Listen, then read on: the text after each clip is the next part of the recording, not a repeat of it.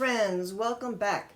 In this video we're going to talk about one of the most important things about self-taping, especially for the US market, especially for the US market, and that is lights. Let there be light, light, baby, so hot, so hot. So, if you would talk to any cinematographer or director of photography, they would probably recommend what's known as a box light. I'm going to show you a box light. Give me a second. This, my friends, is a box light. It's humongous. It's about 2 feet wide, 1.5 feet high. It has very, very high tripods, and it takes up a lot of space. And you would need 2 of these. Obviously not a good choice if you live in a cute little SRO in the city, or if you live in a room with 5 roommates and they're all bitchy. Probably not going to be your best bet for lighting. Let me put this back and I'll give you a couple of other options. The second option is going to be a variation of panel lights. Box lights, panel lights, and big ring lights are about the same price. You can get these and also stick lights, which I'll talk about in a second, for around between $85 and $120, depending on the brand. This is a panel light. Oftentimes you will see these with barn doors. Choop, choop, choop, choop. This little guy doesn't have the barn doors. This is a small travel one, and I'll get into that in a second. Panel lights can run you between $120 to $500, depending on how high you want to go. They take up less room than the big box lights, but you have to use gels over it to diffuse the light if you wanted to. They're a good option if you have room, but not as much room as a box light takes up. Next thing I'd like to point out would be things with box lights and panel lights. They're kind of unwieldy. They're hard to move around. If you are a performer with a disability and you use crutches or a wheelchair on a daily basis, they're really kind of hard to balance, and you would use sandbags with them so they didn't fall over and smash. I've had my dogs knock over my box lights, and it's not fun.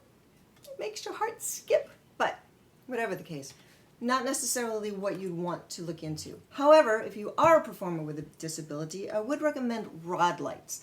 Unfortunately, I personally don't have rod lights. I couldn't justify the expense just to do a demonstration, but maybe one day I'll be able to show you.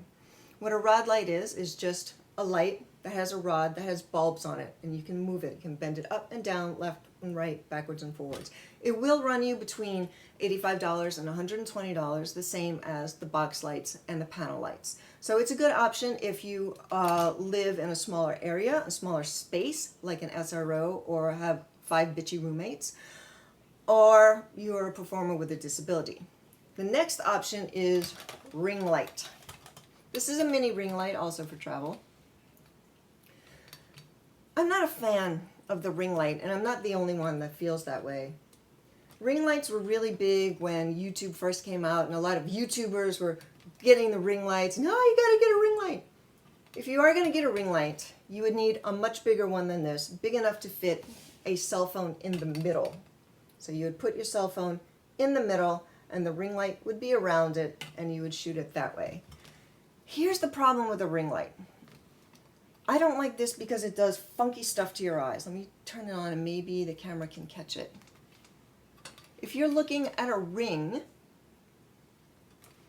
your pupils, I don't know if you can see it, I'll try to zoom in post. Your pupils and your irises have a very strange circle to them. The human mind sees that and doesn't see that it's human.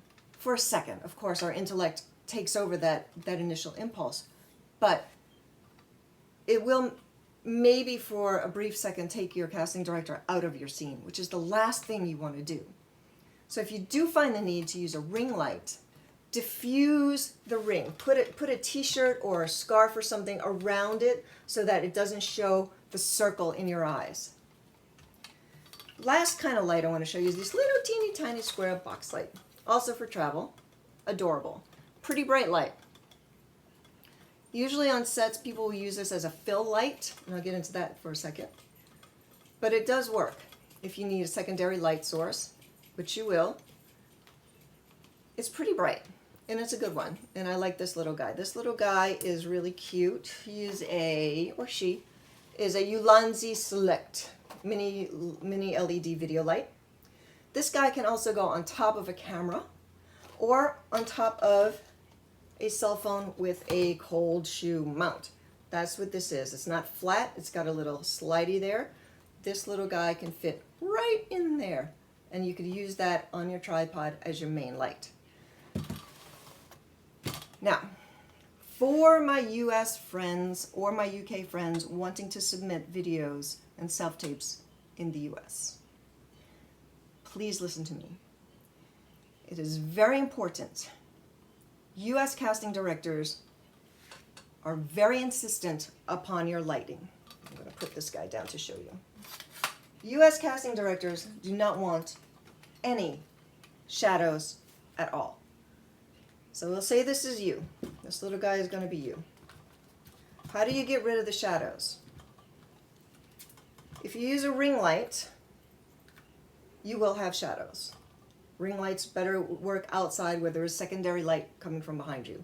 If you use a box light on top of your camera by itself against the wall like this, you will have shadows. Again, that is best used for outdoor lighting where you have a secondary light source.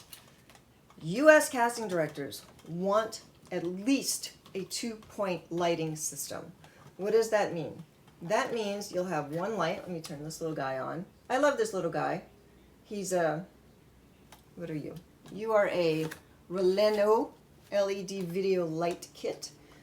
It's USB chargeable, very bright, very bright, and it has its own internal battery. It doesn't come with an external batteries like a lot of the other ones do. So for me, who has a superpower of killing things, something less for me to lose, step on, break, whatever. So your first light source would be here. This is you, first light source, coming down at you, like about a 45 to 35, 45 degree angle.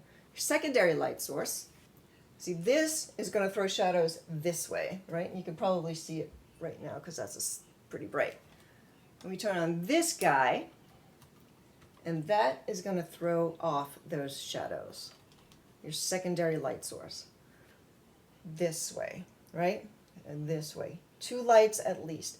Then, if you want to get really fancy, you can do a fill light or a hair light above you, which lights you nicely. I have one here, but I don't have it turned on because it's really heavy and it's a box light, so it's hard to get at.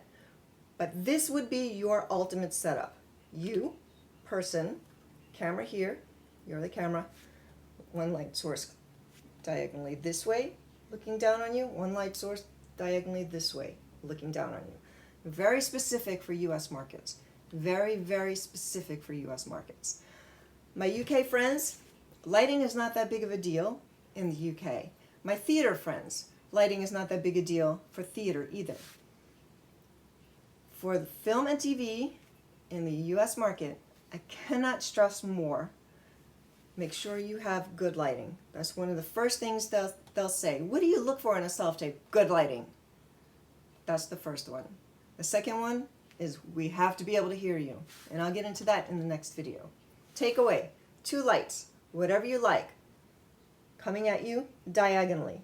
They don't have to be big box lights. They could be smaller lights. You might even be able to get away with these guys right here. If you use a ring light, make sure you have a fill light so that those shadows don't reflect and dampen it so you don't have funky robot ringy eyes. Okay?